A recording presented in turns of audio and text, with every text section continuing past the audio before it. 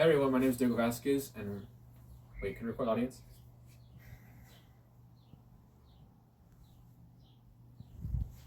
Hey everyone, that's my audience for today. My name is Vasquez, and welcome to my presentation on junk food and why it's injurious to our health. I assume everyone here has tried junk food, but it has that name for a reason, and not a very good reason. If we monitor our junk food intake, we can decrease the chances of diseases like heart disease and type 2 diabetes. Credibility. I have had mental health issues like loss of appetite and some sort of stretch marks in my body due to rapid weight loss and weight gain due to junk food. And I think it's pretty widespread that numerous health experts recommend that you limit your junk food intake, if any at all, because it's high sodium and high sugar content. But I will get into that detail more later. It's relevant because junk food is dangerously addictive if not monitored, and many people will fall into the rabbit hole of eating junk food continuously, and if they do that for many years to come, they will be more prone to health diseases like type 2 diabetes and heart disease. Today, I will be talking about a few problems of excessive junk food intake. Next, I will tell you some solutions to the problem and how you can assist with it. Finally, I will tell you the benefits of monitoring your junk food intake. Next slide.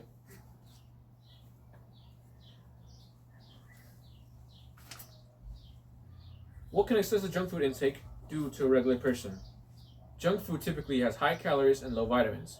Most of them typically have sodium, sugar, high calories, saturated fats, and refined flour.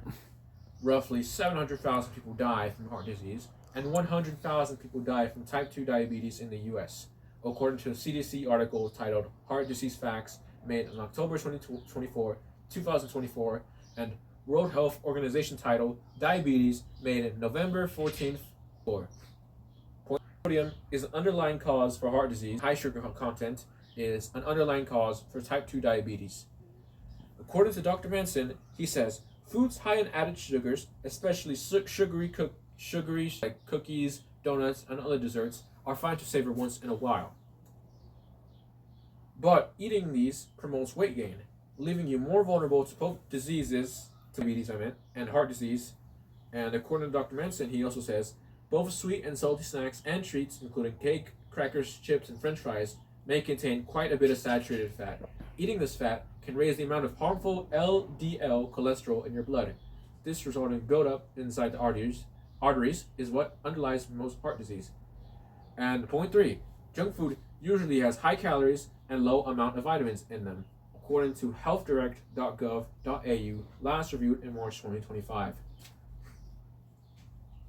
Next slide, please.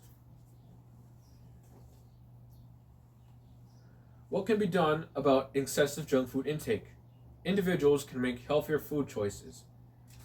Choosing foods like vegetables and fruits, it sounds simple, but it's true. If you're craving sugar, you could just eat an apple. If you're craving some sort of potatoes like fries, you could just eat homemade potatoes. You can cook them at home. You could, if you're craving sugar, another substitute for that could be banana smoothies. Avocado is also good on some other dishes too. And my other solution, these are all not my original solutions, they are already pre-made. Another solution is to look at the labels of many food products in stores. For example, this cup of noodles right here has 1,500 milligrams of sodium.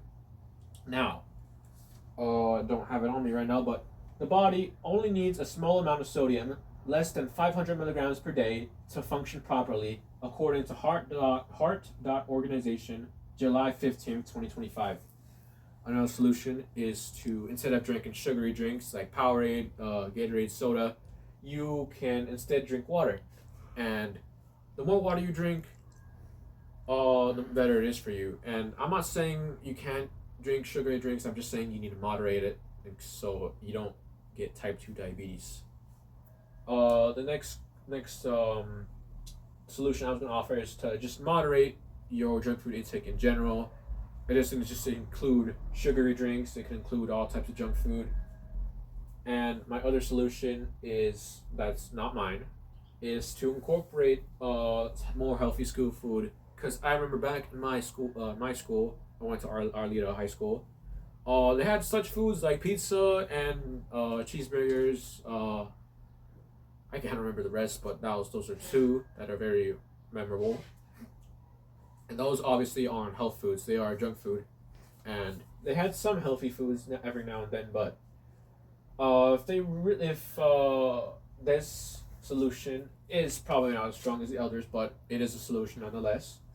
And these are two original solutions that I have thought of that are not ones I included on the slide. This first solution is if a student gets a question right, they could get fruit, which is it sounds a little ridiculous, but some kids actually really like fruit. The other solution is after PE. Let's say kids run a mile. Kids could receive fruit as well, because fruit is very good after running for periods of time. And my other solution is to put posters around the school about how excessive junk food intake can harm your health. For example, this poster here, it says, "Make your heart's life harder," and it has a picture of McDonald's fries and it has a picture of a heart nearby. Now, when people read this, they will probably think a lot closer and they will probably make smarter decisions, because essentially what happens is the more junk food you take, the more likely it is you'll succumb to diseases the older you age, and that's something I'm sure most people wouldn't want to happen. Next slide, please. My own custom solution would be exercising. It can help combat weight and maintain healthy blood sugars to a healthy level. According to the American Diabetes Association, they say most of the time working out causes blood sugar to dip. Therefore, exercise can help combat high blood sugar. Working out also burns calories and has a chance of releasing dopamine. If the hobby clicks with you, therefore reducing the need to rely on junk food and sweets to feel happy. My own solution could be seen as an alternative, and better in a way because some people don't want to give up on junk food. I get them, as it tastes very good and highly addictive. As much as I dislike the current state of junk food in people's everyday life, we have to accept that some can't give it up as easily, and some might have to use this alternative. I have my citation right here. According to GQ.com by Luke Darby in December 8th, 2015, more so than most athletes we've spoken to. Let me introduce Matt Stoney here. He is a professional competitive eating champion, and in this photo he's seen it's not 62 hot dogs, but in this one competition he ate 62 hot dogs, and you'll be surprised that he's only 120 pounds because he moderates his junk food intake. He doesn't eat junk food every day, and on the days he does, on the days that he's competing, before that, more so than most athletes we've spoken to, Stoney's diet and workouts fluctuate a lot. Despite the fact that eating is his literal job, Stoney clocks in at a modest 120 pounds.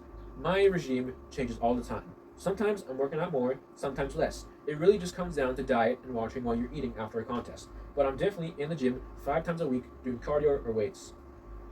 Alright, I've told you what can be done to reduce junk food intake. I will tell you what it would be like if more people actually started making these changes and stuck with it. Imagine a world where people would stop eating less junk food. I will be going over that right now. If people started eating less junk food, they could feel more happy, they could find new hobbies, they could feel more healthier, essentially. And here's some calls to action. Even you can help reduce the negative effects of junk food. You can start paying attention to how often you eat junk food, even just a little bit more than before. Sometimes, we can start by warning your family about dangerous foods, and also try to choose healthier options when you can. Not all the time if you're starting out, but at least as much as you can without it stressing you out. And then encourage friends and family to make better choices too, because if they start making healthier choices, you're more likely to be consistent with it and stick with the healthier options. Taking control of your diet is one of the most important things you can do for your health, even if it doesn't seem like it first. By cutting back on junk food, you can improve your life later on, and you will feel better overall. Next slide, please. And thank you guys for watching. This will be concluding my slide. And the motto of this one says, have fast food, have fast diseases. And yeah, that's it. Thank you guys for listening to my presentation.